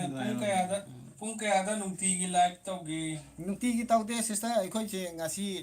ꯇꯧꯔꯛꯄꯅꯤ ꯑꯥꯐꯇꯔ 6 month ꯍꯥꯏꯇꯥꯔꯦ ꯊꯥ 6-7 ꯑꯩꯈꯣꯏ ꯂꯥꯏꯐꯁꯤ ꯌꯥꯝ ꯊꯥꯗꯦ ꯑꯩꯈꯣꯏꯗꯤ ꯚꯤꯗꯤꯑꯣꯗꯤ ꯈꯔ ꯑꯗꯨꯝ ꯍꯞꯇꯥ ꯑꯃꯒꯤ ꯃꯅꯨꯡꯗ ꯑꯃꯗꯤ ꯑꯗꯨꯝ ꯑꯞꯂꯣꯗ ꯇꯧꯕꯅꯤ ꯑꯗꯣ ꯍꯥꯟꯅꯗꯤ ꯍꯞꯇꯥ ꯑꯃꯗ 3-4 ꯇꯧꯔꯝꯃꯦ ꯑꯗꯣ ꯍꯟꯗꯛꯇꯤ ꯊꯕꯛ ꯈꯔ ꯆꯤꯜꯂꯦ ꯁꯤꯁꯇꯔ ꯑꯗꯨꯅ ꯍꯞꯇꯥ ꯑꯃꯒꯤ ꯃꯅꯨꯡꯗ ꯚꯤꯗꯤꯑꯣ ꯑꯃꯐꯥꯎ ꯊꯥꯒꯠꯇ꯭ꯔꯦ ꯍꯟꯗꯛꯇꯤ ꯍꯞꯇꯥ ꯑꯃꯒꯤ ꯃꯅꯨꯡꯗ ꯑꯃꯐꯥꯎ ꯊꯥꯒꯠꯇ꯭ꯔꯦ ꯉꯁꯤ ꯅꯝꯒꯅꯤ अंदर थपक रहा चित बने नोटे ये वीडियो से धगला नहीं ꯀ꯭ꯔꯤꯀꯦꯠ ꯐꯦꯟꯅ ꯉꯥꯏꯍꯥꯛ ꯂꯩꯈꯣ ꯀꯩꯅꯣ ꯃꯤꯌꯥꯝꯒꯤ ꯀꯥꯟꯅꯕ ꯀꯃꯦꯟ ꯂꯥꯛꯄꯁꯨ ꯌꯥꯔꯤ ꯊꯦꯡꯛ ꯌꯨ ꯑꯗꯨꯁꯨ ꯌꯥꯏ ꯈꯟꯅꯕ ꯌꯥꯏ ꯕꯣꯏ girls ꯂꯥꯂꯨꯁ Lalu Prasad Yadav social experiment ꯑꯣꯏꯅ ꯁꯦꯝꯃꯛꯄ ꯕ꯭ꯂꯣꯛꯇꯣ ꯍꯥꯏꯔꯤ ꯋꯥꯀꯤꯜ ꯑꯦꯁ ꯀꯦ ꯑꯣꯐꯤꯁꯤꯌꯦꯜ ꯆꯥꯛ ꯆꯥꯔꯕ ꯕ꯭ꯔꯣ ꯃꯌꯥꯝ ꯆꯥꯔꯦ ꯑꯩꯈꯣꯏꯅ ꯆꯥꯛ ꯍꯧꯖꯤꯛ ꯆꯥꯔꯕꯣ ꯁꯦꯝꯗꯣꯏꯁꯦ ꯍꯥꯏꯕꯁꯤ ꯅꯠꯇꯕ ꯑꯇꯣꯞꯄ ꯋꯥꯍꯪ ꯑꯃ ꯍꯪꯕꯤꯔꯛꯑꯣ ꯃꯁꯤ ꯑꯩꯈꯣꯏꯅ ꯈꯨꯝꯕꯗ ꯌꯥꯝ ꯁꯦꯝꯒꯗꯧꯔꯤꯕ ꯋꯥꯔꯦ ꯀꯩꯅꯣꯁꯤꯡꯁꯦ ꯚꯤꯗꯤꯑꯣꯁꯤꯡꯁꯦ ꯑꯌꯥꯝꯕꯅ ꯂꯣꯏꯅ ꯃꯦꯁꯦꯖ ꯌꯥꯎꯒꯅꯤ ꯋꯥꯔꯣꯜꯗ꯭ꯔꯛꯇ ꯌꯨ ꯆꯤꯡꯗ꯭ꯔꯤꯁꯤꯒꯤ ꯃꯤꯌꯥꯝꯅ ꯀꯔꯤꯒꯤꯅꯣ ꯍꯥꯏꯕꯁꯤ ꯃꯁꯤꯒꯤ ꯀꯣꯏꯁꯟ ꯑꯃꯁꯨ ꯑꯗꯨꯝ ꯃꯌꯥꯝꯅ ꯎꯕ ꯐꯪꯒꯅꯤ ꯃꯤꯌꯥꯝꯅ ꯆꯥꯛ ꯆꯥꯔꯕꯣ ꯍꯥꯏꯁꯤ ꯑꯗꯨꯝ ꯆꯠꯅꯕꯤ ꯑꯣꯏꯅ ꯍꯪꯅꯩ ꯑꯗꯨꯕꯨ ꯃꯁꯤ ꯆꯥꯛꯁꯤ ꯆꯥꯔꯕꯣ ꯍꯥꯏꯕꯒꯤ ꯃꯍꯨꯠꯇ ꯃꯁꯤ ꯆꯥꯗ꯭ꯔꯒꯁꯨ ꯑꯗꯨꯝ ꯆꯥꯔꯅꯤ ꯆꯥꯈ꯭ꯔꯒꯅ ꯑꯗꯨꯝ ꯆꯥꯔꯔꯣꯏ ꯃꯁꯤ ꯍꯪꯉꯔꯣꯏꯁꯤ ꯕ꯭ꯔꯣ ꯅꯨꯡꯉꯥꯏꯔꯦ ꯍꯥꯕꯤꯕꯨꯔꯅ ꯕ꯭ꯔꯣ ꯅꯨꯡꯉꯥꯏꯔꯤꯕꯣ ꯍꯥꯏ ꯅꯨꯡꯉꯥꯏꯔꯤ ꯍꯪꯕ ꯑꯣꯏꯔ ꯅꯨꯡꯉꯥꯏꯔꯤ ꯃꯥꯅꯦ ꯃꯥꯏꯁꯦ ꯅꯨꯡꯉꯥꯏꯔꯤ ꯕ꯭ꯔꯗꯔ ꯑꯗꯣ ꯑꯩꯈꯣꯏꯒꯤ ꯚꯤꯗꯤꯑꯣꯁꯤ ꯌꯥꯝ ꯊꯥꯒꯠꯂꯦ ꯑꯩꯅ ꯍꯥꯏꯅꯤꯡꯕꯗꯤ ꯑꯩꯈꯣꯏꯒꯤ ꯃꯅꯤꯄꯨꯔꯗ ꯂꯩꯃꯤꯟꯅꯔꯤꯕ ꯆꯤꯡꯃꯤ ꯇꯝꯃꯤ ꯃꯩꯇꯩ ꯄꯥꯡꯒꯜ ꯑꯗꯨꯒ ꯂꯩꯃꯤꯟꯅꯔꯤꯕ ꯐꯨꯔꯨꯞ ꯖꯥꯇꯤ ꯈꯨꯗꯤꯡꯃꯛ ꯑꯁꯤ ꯑꯩꯈꯣꯏ ꯄꯨꯝꯅꯃꯛ ꯏꯃꯥ ꯑꯃꯠꯇꯒꯤ ꯃꯆꯥꯅꯤ ꯑꯩꯈꯣই ꯄꯨꯟꯅ ꯅꯨꯡꯁꯤ ꯆꯥꯟꯅꯅ ꯂꯩꯃꯤꯟꯅꯁꯦꯅ ꯆꯤꯟꯗꯗꯤ ꯌꯥꯝ ꯇꯣꯏꯅ ꯂꯥꯎꯅꯩ ꯑꯗꯨꯕꯨ ꯑꯩꯈꯣꯏꯒꯤ ꯆꯦꯅꯦꯜ ꯑꯁꯤ ꯑꯩꯈꯣꯏ ꯄꯨꯟꯅ ꯆꯤꯡꯃꯤ ꯇꯝꯃꯤ ꯃꯩꯇꯩ ꯄꯥꯡꯒꯜ ꯃꯩꯇꯩ ꯏꯆꯤꯜ ꯏꯅꯥꯎꯁꯤꯡ ꯑꯩꯈꯣꯏ ꯃꯌꯥꯝ ꯄꯨꯟꯅ ꯁꯞꯄꯣꯔꯠ ꯇꯧꯕꯤꯅꯤꯡꯕꯒꯤ ꯋꯥꯈꯜ ꯄꯣꯛꯇ꯭ꯔꯤꯕꯁꯤ ꯀꯔꯤ ꯃꯔꯝꯒꯤꯅꯣ ꯃꯁꯤ ꯃꯤꯌꯥꯝꯗ ꯋꯥꯍꯪ ꯑꯣꯏꯅ ꯊꯝꯖꯒꯦ ꯑꯩꯈꯣꯏ ꯚꯤꯗꯤꯑꯣ ꯚꯤꯗꯤꯑꯣꯁꯤ ꯐꯖꯗꯕꯒꯤꯔ ꯅꯠꯇ꯭ꯔꯒ ꯀꯔꯤ ꯀꯔꯝꯕ ꯄꯦꯟꯗꯕ ꯂꯩꯕꯒꯤꯅꯣ ꯚꯤꯗꯤꯑꯣꯗꯤ ꯌꯦꯡꯊꯣꯛꯄꯤꯔꯦ ꯑꯗꯨꯒ ꯁꯝꯅ ꯍꯥꯏꯔꯀꯥꯟꯗ ꯍꯣꯇꯦꯜꯗ ꯆꯥ ꯊꯛꯑꯒ ꯄꯩꯁꯥ ꯄꯤꯔꯝꯗꯕꯒꯨꯝꯕꯗꯤ ꯃꯁꯤ ꯌꯥꯝ ꯅꯨꯡꯉꯥꯏꯖꯗꯦ ꯑꯗꯨꯅ ꯅꯨꯡꯉꯥꯏꯇ꯭ꯔꯒꯁꯨ ꯑꯩꯈꯣꯏꯒꯤ ꯚꯤꯗꯤꯑꯣꯁꯤ ꯃꯤꯌꯥꯝꯅ ꯌꯥꯝꯅ ꯐꯖꯗꯕ ꯑꯃ ꯑꯣꯏꯔꯒꯁꯨ ꯃꯇꯨꯡꯗꯗꯤ ꯌꯥꯝ ꯐꯖꯕ ꯚꯤꯗꯤꯑꯣ ꯊꯥꯒꯠꯂꯛꯄ ꯌꯥꯏ ꯈꯜꯂꯒ ꯆꯦꯅꯦꯜ ꯑꯁꯤ ꯁꯞꯄꯣꯔꯠ ꯇꯧꯕꯤꯌꯨ ꯍꯥꯏꯕ ꯋꯥꯐꯝ ꯊꯝꯖꯔꯤ ꯕ꯭ꯔꯗꯔ ꯑꯩꯒꯤꯁꯨ ꯁꯞꯄꯣꯔꯠ ꯇꯧꯍꯟꯕꯤꯌꯨ ꯊꯣꯏꯕꯤ ꯊꯣꯏꯕ ꯑꯦꯝ ꯀꯦꯒꯤ ꯆꯦꯅꯦꯜꯁꯤꯁꯨ ꯃꯌꯥꯝ ꯁꯞꯄꯣꯔꯠ ꯇꯧꯕꯤꯌꯨ ꯃꯥꯒꯤꯁꯨ ꯚꯤꯗꯤꯑꯣ ꯅꯨꯡꯉꯥꯏꯕ ꯃꯌꯥꯝ ꯊꯥꯒꯠꯂꯤ ꯃꯥꯜꯂꯦ ꯑꯗꯨꯅ ꯆꯪꯉꯒ ꯌꯦꯡꯉꯁꯤ ꯑꯗꯨꯒ ꯃꯥꯒꯤ ꯚꯤꯗꯤꯑꯣꯁꯤꯡ ꯑꯗꯨ ꯐꯖꯩ ꯐꯖꯗꯦ ꯍꯥꯏꯕꯗꯨ ꯃꯌꯥꯝꯅ ꯀꯣꯃꯦꯟ ꯄꯤꯕꯤꯌꯨ ꯑꯗꯨꯒ ꯃꯥꯒꯤ ꯆꯦꯅꯦꯜꯕꯨꯁꯨ ꯁꯞꯄꯣꯔꯠ ꯇꯧꯕꯤꯌꯨ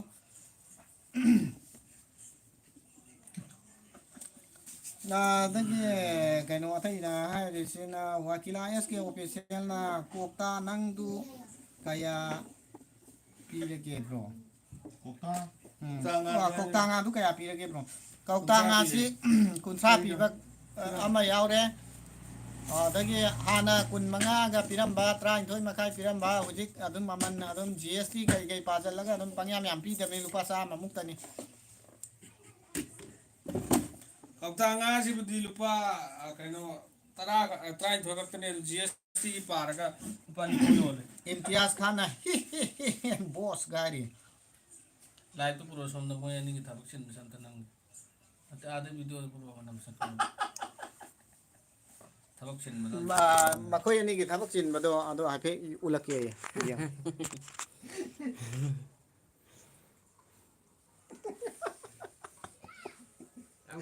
ꯊꯕꯛ ꯈꯨꯠꯆꯤꯟꯗꯣ ꯂꯥꯏꯚ ꯌꯦꯡꯅ ꯃꯣꯏ ꯑꯅꯤꯁꯨ ꯊꯕꯛ ꯌꯥꯝ ꯆꯤꯜꯂꯝꯒꯅꯤꯗ ꯂꯥꯏꯚ ꯊꯥꯅ ꯊꯕꯛ ꯌꯥꯝ ꯆꯤꯜꯂꯝꯕ ꯑꯗꯨꯗ ꯎꯠꯂꯛꯄꯅꯤꯗ ꯅꯨꯡꯉꯥꯏ ꯑꯩꯁꯤ ꯍꯩꯅꯗꯦ ꯀꯤꯅ ꯄ꯭ꯔꯦꯡ ꯚꯤꯗꯤꯑꯣꯁꯨ ꯁꯦꯝꯕꯤꯔꯛꯑꯣ ꯍꯥꯏꯗꯤ ꯄ꯭ꯔꯦꯡ ꯚꯤꯗꯤꯑꯣꯁꯤ ꯁꯦꯝꯃꯛꯄ ꯌꯥꯏ ꯄ꯭ꯔꯦꯡ ꯚꯤꯗꯤꯑꯣꯁꯤ ꯁꯦꯝꯒꯦꯅ ꯈꯜꯂꯦꯕꯀꯣ ꯑꯩꯈꯣꯏ ꯃꯅꯤꯄꯨꯔꯁꯤꯗꯤ ꯑꯩꯈꯣꯏꯒꯤ ꯃꯅꯤꯄꯨꯔꯤ ꯃꯆꯥꯁꯤꯡꯗ ꯇꯣꯉꯥꯟꯕ ꯒꯨꯜ ꯑꯃ ꯆꯦꯜꯂꯦꯕ ꯑꯇꯣꯞꯄ ꯃꯤꯑꯣꯏꯁꯤꯡꯗ ꯆꯦꯟꯗꯕ ꯄ꯭ꯔꯤꯊꯤꯕꯤꯒꯤ ꯂꯩꯔꯤꯕ ꯑꯇꯣꯞꯄ ꯖꯤꯕꯁꯤꯡꯁꯤꯗ ꯃꯤꯑꯣꯏꯕꯒꯤ ꯀꯥꯡꯂꯨꯞꯇ ꯆꯦꯟꯗꯕ ꯒꯨꯜ ꯑꯃ ꯍꯥꯏꯗꯤ ꯃꯤꯁꯦ ꯍꯦꯛꯇ ꯋꯥ ꯈꯤꯇꯪ ꯍꯦꯟꯖꯟꯕꯒ ꯐꯨꯕꯒꯤ ꯆꯠꯅꯕꯤ ꯑꯃ ꯂꯩꯕ ꯈꯨꯠ ꯍꯥꯟꯅ ꯊꯥꯕꯒꯤ ꯃꯁꯤꯗꯁꯨ ꯑꯌꯥꯝꯕꯅ ꯃꯅꯤꯄꯨꯔꯁꯤ ꯄ꯭ꯔꯤꯊꯤꯕꯤꯒꯤ ꯃꯐꯝ ꯑꯌꯥꯝꯕꯗ ꯃꯃꯤꯡ ꯆꯠꯄ ꯖꯥꯠꯅꯤꯗ ꯍꯥꯏꯗꯤ ꯑꯩꯒꯤ ꯊꯣꯡꯒꯥꯟꯗꯗꯤꯀꯣ ꯐꯖꯅ ꯆꯥꯎꯕ ꯑꯗꯨꯒ ꯑꯋꯥꯡ ꯁꯦꯛꯃꯥꯏ ꯂꯥꯟꯊꯣꯛꯈ꯭ꯔꯗꯤ ꯎꯆꯤ ꯃꯈꯨꯟ ꯊꯤꯕ ꯃꯁꯤꯒꯤ ꯑꯩꯈꯣꯏꯒꯤ ꯆꯠꯅꯕꯤꯁꯦ ꯃꯁꯤꯅ ꯑꯩꯈꯣꯏ ꯄ꯭ꯔꯦꯡ ꯅꯝꯕꯁꯤ ꯇꯁꯦꯡꯅ ꯀꯤꯌꯦꯕ ꯕ꯭ꯔꯣ ꯆꯥꯛ ꯆꯔꯥ ꯑꯃꯠꯇ ꯄꯨꯟꯅ ꯆꯥꯃꯤꯟꯅꯁꯤ ꯕ꯭ꯔꯣ ꯂꯥꯛꯀꯦꯁꯨ ꯌꯥꯏ ꯑꯩꯈꯣꯏ ꯂꯥꯛꯑꯣ ꯍꯥꯏꯔꯁꯨ ꯌꯥꯏ ꯑꯃꯗꯤ ꯍꯥꯏꯔꯛꯑꯣ ꯑꯗꯣ ꯏꯅꯥꯎꯒꯤ ꯍꯧꯖꯤꯛ ꯆꯥꯛꯀꯤ ꯃꯇꯥꯡꯅꯤꯅ ꯅꯝꯕꯔꯗꯣ ꯑꯝꯇ ꯄꯤꯕꯤꯔꯛꯑꯣ ꯑꯩꯈꯣꯏ ꯑꯊꯨꯕ ꯃꯇꯝꯗ ꯄꯥꯎ ꯐꯥꯎꯔꯛꯑꯒꯦ ꯑꯩꯈꯣꯏ ꯂꯥꯛꯑꯁꯨ ꯌꯥꯏ ꯅꯣꯏ ꯂꯥꯛꯑꯁꯨ ꯌꯥꯏ ꯆꯥꯛꯀꯤ ꯑꯣꯏꯔꯒꯗꯤ ꯃꯐꯝ ꯑꯃꯗ ꯍꯦꯛꯇ ꯅꯣꯛꯁꯦꯅ ꯆꯥꯁꯦ ꯇꯧꯕꯅꯤꯗ ꯌꯥꯏ ꯄꯨꯟꯁꯦ ꯃꯐꯝ ꯑꯃꯗ ꯑꯥꯔ.ꯀꯦ ꯑꯊꯨꯕꯤ ꯑꯣꯐꯤꯁꯤꯌꯦꯜ ꯆꯥꯛ ꯆꯥꯔꯕ ꯕ꯭ꯔꯣ ꯍꯥꯏꯔꯤ ꯆꯥꯔꯦ ꯀ꯭ꯋꯥ ꯃꯔꯨ ꯑꯃꯁꯨ ꯆꯥꯔꯤ ꯂꯩꯀꯁꯤ ꯑꯥꯔ ꯐꯨꯡꯂꯨꯏ ꯍꯜꯂꯣ ꯍꯥꯏꯔꯤ ꯃꯁꯤ ꯑꯩꯈꯣꯏ ꯚꯤꯗꯤꯑꯣꯗꯁꯨ ꯌꯥꯎꯈꯤꯕ ꯑꯩꯈꯣꯏ ꯃꯔꯨꯞ ꯑꯃꯅꯤ ꯑꯩꯈꯣꯏ ꯃꯔꯨꯞꯀꯤ ꯆꯦꯅꯦꯜ ꯑꯁꯤ ꯑꯩꯈꯣꯏ ꯃꯅꯤꯄꯨꯔꯒꯤ ꯀꯔꯤ ꯍꯥꯏꯇꯥꯔꯦ ꯑꯩꯈꯣꯏ ꯃꯍꯧꯁꯥꯗꯒꯤ ꯂꯩꯖꯔꯛꯂꯕ ꯃꯅꯥ ꯃꯁꯤꯡ ꯅꯦꯆꯔꯦꯜ ꯄ꯭ꯂꯥꯟꯁꯤꯡꯅ ꯊꯣꯡꯕ ꯊꯥꯛꯄ ꯃꯁꯤꯒꯤ ꯃꯇꯥꯡꯗ ꯚꯤꯗꯤꯑꯣ ꯊꯥꯒꯠꯂꯤ ꯑꯩꯈꯣꯏ ꯃꯔꯨꯞ ꯑꯁꯤꯒꯤ ꯆꯦꯅꯦꯜꯕꯨꯁꯨ ꯃꯤꯌꯥꯝꯅ ꯅꯨꯡꯁꯤꯕꯤꯗꯨꯅ ꯑꯃꯨꯛꯇꯪ ꯁꯕꯁꯀ꯭ꯔꯥꯏꯕ ꯇꯧꯁꯤꯟꯕꯤꯌꯨ ꯑꯗꯨꯒ ꯃꯍꯥꯛꯀꯤ ꯅꯨꯡꯉꯥꯏꯔꯕ ꯚꯤꯗꯤꯑꯣꯁꯤꯡ ꯑꯗꯨꯒꯤ ꯃꯍꯥꯎ ꯂꯧꯕꯤꯌꯨ ꯍꯥꯏꯕ ꯋꯥꯐꯝ ꯊꯝꯖꯔꯤ ꯑꯥꯔꯟ ꯃꯅꯤ ꯑꯣꯟꯂꯥꯏꯟꯅ ꯀꯩ ꯂꯝꯗꯒꯤꯅꯣ ꯕ꯭ꯔꯗꯔ ꯈꯣꯏꯁꯤ ꯑꯩꯈꯣꯏꯁꯤ ꯁꯤꯈꯣꯡꯗꯒꯤꯅꯦ BM Salatur Rahman good brother Sonia kitchen ꯑꯩꯁꯨ ꯃꯅꯤꯄꯨꯔꯗ ꯆꯍꯤꯒꯤ ꯂꯥꯛꯑꯦ ꯏꯅꯥꯎꯁꯤꯡ ꯁꯤꯁꯇꯔꯁꯤ ꯀꯗꯥꯏꯋꯥꯏꯗ ꯂꯩꯒꯦ ꯑꯗꯨꯃ ꯍꯥꯏꯕꯤꯔꯛꯑꯣ ꯆꯍꯤ ꯆꯥꯔꯣꯏꯗꯕ ꯄ꯭ꯔꯦꯡꯒꯤ ꯑꯃ ꯆꯩ ꯆꯥꯔꯣꯏꯗꯕ ꯄ꯭ꯔꯦꯡꯗꯨ ꯇꯧ ꯌꯥꯕꯅꯦ ꯃꯅꯤꯄꯨꯔꯗꯗꯤ ꯈꯔ ꯂꯨꯅ ꯊꯣꯛꯏ ꯌꯥꯏ ꯑꯗꯨ ꯆꯩ ꯆꯥꯔꯣꯏꯗꯕ ꯄ꯭ꯔꯦꯡꯗꯨ ꯐꯖꯔꯣꯏ ꯑꯗꯨꯅꯅꯤ ꯑꯗꯨꯝ ꯇꯧꯕ ꯌꯥꯏ ꯃꯔꯛ ꯃꯔꯛꯇ ꯍꯥꯄꯛꯀꯦ ꯃꯔꯛ ꯃꯔꯛꯇ ꯍꯥꯄꯛꯀꯦ ꯃꯊꯦꯜ ꯑꯃ ꯑꯣꯏꯅ ꯑꯗꯨꯕꯨ ꯆꯩꯁꯤꯗꯤ ꯈꯔ ꯑꯗꯨꯝ ꯏꯁꯥꯁꯤ ꯌꯣꯠꯀꯤ ꯀꯩꯅꯣ ꯑꯃ ꯇꯨꯔꯒ ꯆꯠꯂꯒ ꯇꯧꯔꯒꯗꯤ ꯌꯥꯝ ꯈꯨꯗꯣꯡꯆꯥꯕ ꯑꯣꯏꯒꯅꯤ ꯑꯩꯈꯣꯏꯗ ꯌꯣꯠꯀꯤ ꯐꯨꯔꯤꯠ ꯈꯣꯡꯒ꯭ꯔꯥꯎ ꯁꯦꯠꯂꯒꯗꯤ ꯍꯥꯏꯗꯤ ꯑꯃꯅꯤ ꯑꯣꯟꯂꯥꯏꯟꯗ ꯀꯩ ꯂꯝꯗꯒꯤꯅꯣ ꯕ꯭ꯔꯗꯔ ꯈꯣꯏꯁꯤ ꯑꯩꯈꯣꯏꯁꯤ ꯁꯤꯈꯣꯡꯗꯒꯤꯅꯤ ꯌꯥꯏꯔꯤꯄꯣꯛ ꯁꯤꯈꯣꯡ ꯍꯥꯏꯔꯤꯕ ꯃꯐꯝ ꯑꯗꯨꯗꯒꯤꯅꯤ ꯐꯣꯛ ꯈꯤꯉꯥꯏ ꯇꯥꯏ ꯁꯣꯅꯤꯌꯥ ꯀꯤꯆꯟ ꯏꯅꯥꯎ ꯅꯈꯣꯏꯁꯨ ꯀꯣꯏꯕ ꯂꯥꯛꯑꯣ ꯑꯁꯥꯝꯗ ꯑꯩꯗꯤ ꯑꯁꯥꯝꯗꯒꯤꯅꯤ ꯑꯣꯀꯦ ꯑꯣꯀꯦ ꯑꯁꯥꯝꯅ ꯌꯥꯝ ꯅꯨꯡꯁꯤꯕ ꯂꯝꯅꯤ ꯑꯩꯈꯣꯏ ꯍꯥꯟꯅ ꯑꯉꯥꯡ ꯑꯣꯏꯔꯤꯉꯩꯗ ꯂꯩꯔꯛꯇ꯭ꯔꯦ ꯍꯥꯏꯗꯨꯅꯤ ꯑꯁꯥꯝꯗ ꯑꯔꯨꯅꯥꯆꯜꯗꯒꯤꯅꯦ ꯑꯩꯈꯣꯏꯒꯤ ꯏꯇꯩꯃꯁꯤ ꯑꯔꯨꯅꯥꯆꯜꯗ ꯏꯌꯥꯝꯕꯒꯤ ꯃꯆꯥꯒ ꯂꯩ ꯂꯥꯏꯔꯤꯛ ꯇꯝꯗꯅ ꯑꯁꯥꯝꯒꯤ ꯂꯩꯁꯥ ꯐꯥꯔꯦ ꯍꯣꯖꯥꯏꯗ ꯑꯩ ꯆꯍꯤ 4-5ꯅꯤꯅꯦ ꯑꯩꯅ ꯑꯗꯨꯗ ꯂꯩꯒꯦꯅ ꯈꯜꯂ ꯂꯩꯍꯧꯗꯕꯗꯣ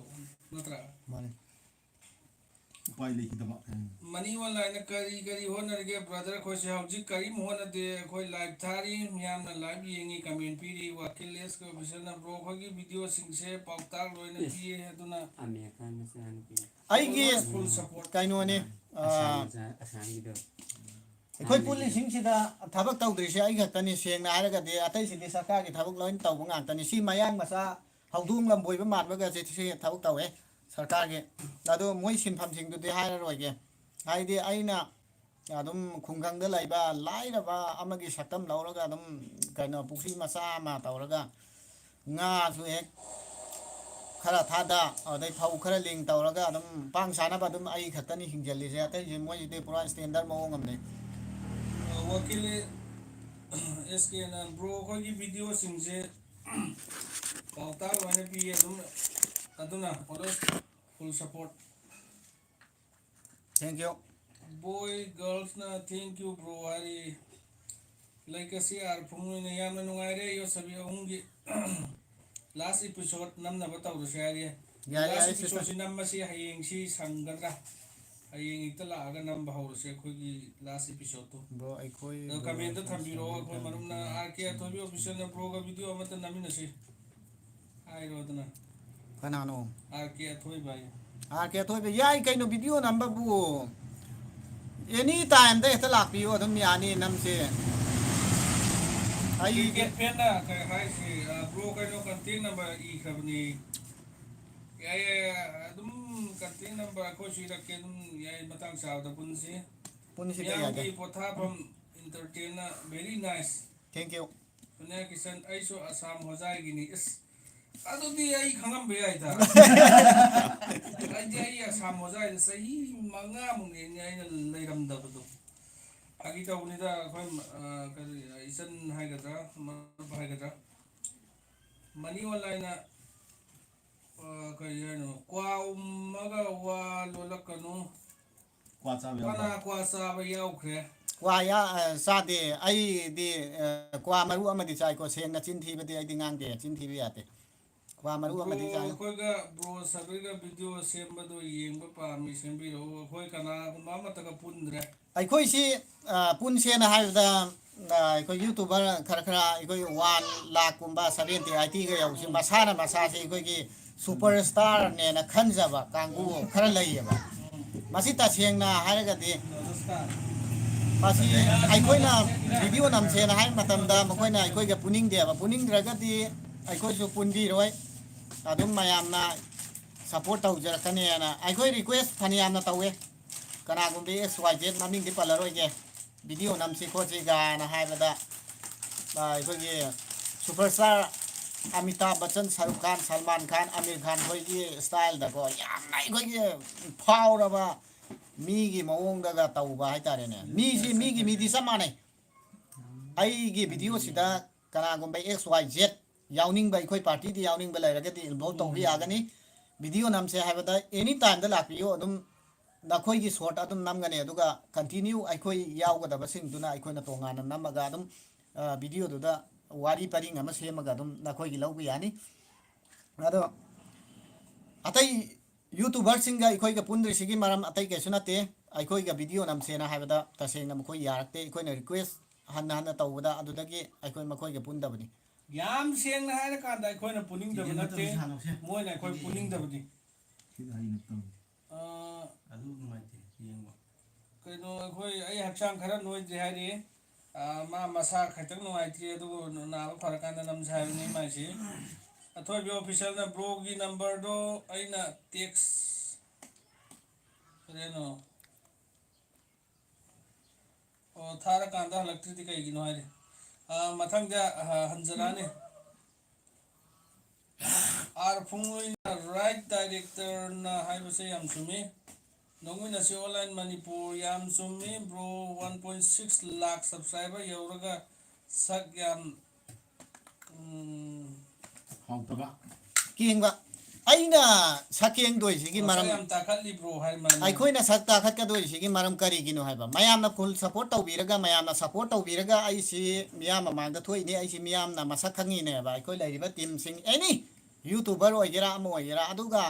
ꯑꯩꯅ ꯍꯜꯂꯒ ꯑꯩꯅ ꯄ꯭ꯔꯖꯥ ꯑꯩꯕꯨ ꯌꯣꯛꯄꯤꯔꯛꯏꯕ ꯄ꯭ꯔꯖꯥꯁꯤꯡꯗꯨꯗ ꯑꯩꯅ ꯁꯛꯀꯦꯡꯒꯗꯣꯏꯁꯤ ꯀꯔꯤ ꯃꯔꯝꯒꯤꯅꯣ ꯍꯥꯏꯕꯅꯤꯗ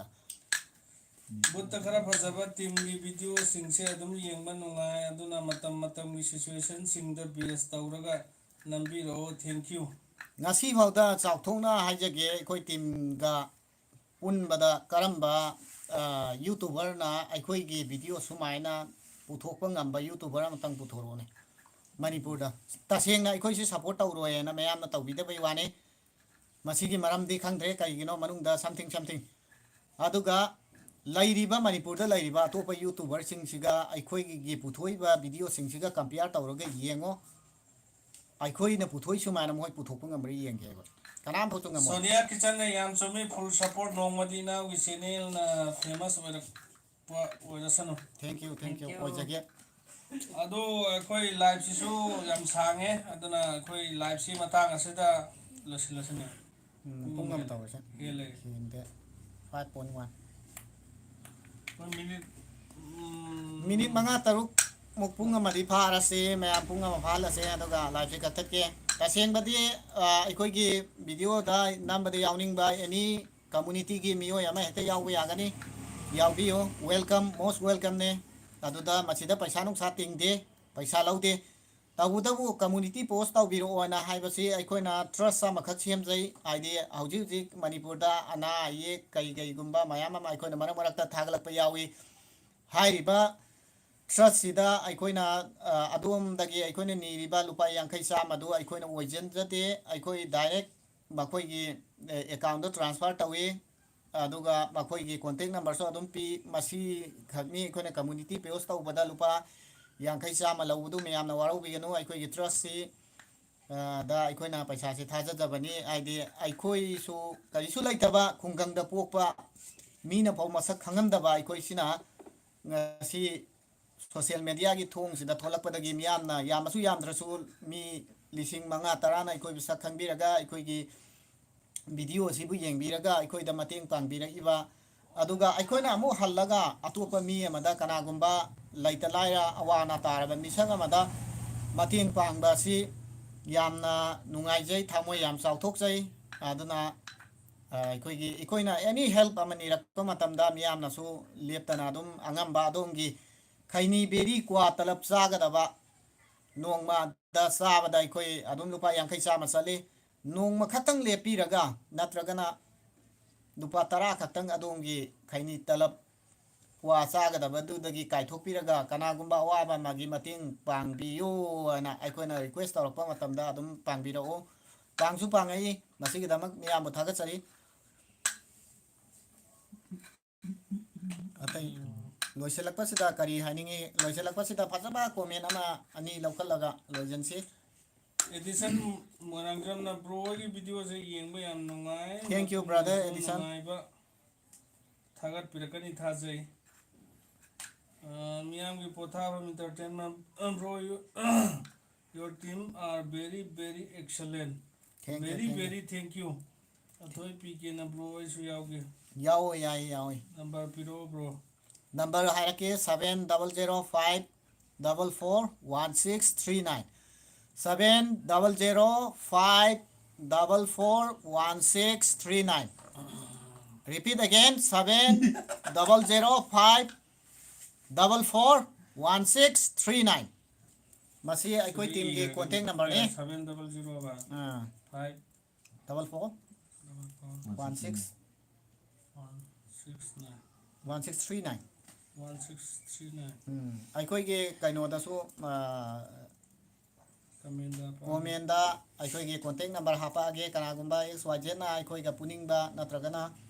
वीडियो यावनिंग लेरगदी अखोदा अदुम कॉन्टेक्ट नंबर सिदा पाउ फाविरो अदुगा एनी टाइम दा अखोईगा अदुम पुनबे यागनी अदुदी मैम लोइजलकपसिदा कई हानिंगे ओजासिंग ꯂꯣꯏꯖꯜꯂꯛꯄꯁꯤꯗ ꯑꯩꯈꯣꯏ ꯆꯦꯅꯦꯜ ꯑꯁꯤ ꯌꯥꯔꯤꯃꯈꯩ ꯁꯤꯌꯔ ꯇꯧꯕꯤꯕ ꯁꯞꯄꯣꯔꯠ ꯇꯧꯕꯤꯕ ꯅꯣꯟ ꯁ꯭ꯇꯣꯞꯇ ꯄꯥꯝꯃꯦ ꯍꯥꯏꯕ ꯑꯔꯣꯏꯕꯗ ꯌꯦꯡꯕꯤꯔꯤꯕ ꯏꯆꯤꯜ ꯏꯅꯥꯎꯁꯤꯡꯗ ꯔꯤꯀ꯭ꯋꯦꯁ ꯇꯧꯖꯔꯤ ꯃꯔꯨꯗꯤ ꯑꯩꯈꯣꯏꯒꯤ ꯆꯦꯅꯦꯜ ꯑꯁꯤꯕꯨ ꯁꯕꯁꯀ꯭ꯔꯥꯏꯕ ꯂꯥꯏꯛ ꯀꯣꯃꯦꯟ ꯁꯤꯌꯔ ꯇꯧꯕꯤꯌꯨ ꯂꯣꯏꯅꯅ ꯑꯗꯣꯝꯒꯤ ꯐ꯭ꯔꯦꯟ ꯁꯥꯔꯀꯜꯁꯤꯡꯗꯁꯨ ꯑꯩꯈꯣꯏꯒꯤ ꯚꯤꯗꯤꯑꯣ ꯑꯁꯤꯕꯨ ꯎꯍꯟꯕꯤꯔꯒ ꯁꯕꯁꯀ꯭ꯔꯥꯏꯕ ꯇꯧꯍꯟꯕꯤꯌꯨ ꯂꯣꯏꯅꯅ ꯚꯤꯗꯤꯑꯣꯒꯤ ꯑꯁꯤꯒꯤ ꯂꯥꯏꯚꯇ ꯆꯪꯕꯤꯔꯛꯏꯕ ꯑꯃꯗꯤ ꯚꯤꯗꯤꯑꯣ ꯑꯁꯤꯕꯨ ꯌꯦꯡꯕꯤꯔꯤꯕ ꯏꯆꯤꯜ ꯏꯅꯥꯎꯁꯤꯡꯕꯨ ꯅꯥꯗ ꯌꯦꯛꯇꯅ ꯄꯨꯟꯁꯤ ꯅꯨꯡꯁꯥꯡꯅ ꯅꯨꯡꯉꯥꯏ ꯌꯥꯏꯐꯅ ꯂꯩꯕꯤꯌꯨ ꯍꯥꯏꯕꯁꯤ ꯊꯝꯖꯔꯒ ꯄꯨꯝꯅꯃꯛꯄꯨ ꯀꯥꯏꯅꯅꯕ ꯌꯥꯊꯪ ꯅꯤꯖꯔꯤ ꯊꯦꯡꯛ ꯌꯨ ꯑꯣꯜ ꯀꯗꯥꯏꯗꯅꯣ ꯁꯤꯔꯣ